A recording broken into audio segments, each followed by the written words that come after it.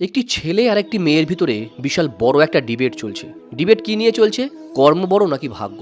ছেলেটি একটা খোলা মাঠের সামনে দাঁড়িয়ে উঁচু বিল্ডিংয়ের দিকে তাকিয়ে বলছে যে দেখ, ওখানে সমস্ত মেহনতি মানুষরা থাকে, যারা ভালো কাজ করে, যারা প্রচুর টাকা মাইনে পায়, তারা ওই বড় বড় বিল্ডিংগুলোতে থাকে।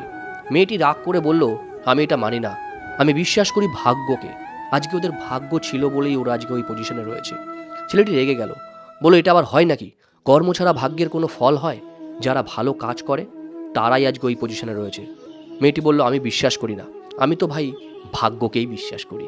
ছেলেটি প্রচণ্ড রেগে গিয়ে হাতে থাকা ব্যাগটা মাটিতে ছুঁড়ে ফেলল আর বলল, এবার এই ব্যাগটা তুই নিজে না তুলে দেখাতো যে এই ব্যাগটা কিভাবে তোর হাতে আসবে, তাহলে বুঝবো তোর ভাগ্য বড় নাকি কর্ম। মেয়েটি বেশ কিছুক্ষণ ওখানে দাঁড়িয়ে থাকে। পাশ থেকে তৃতীয় নম্বর ব্যক্তি এসে ওখান থেকে যাওয়ার সময় দেখে ব্যাগটা ওখানে পড়ে রয়েছে।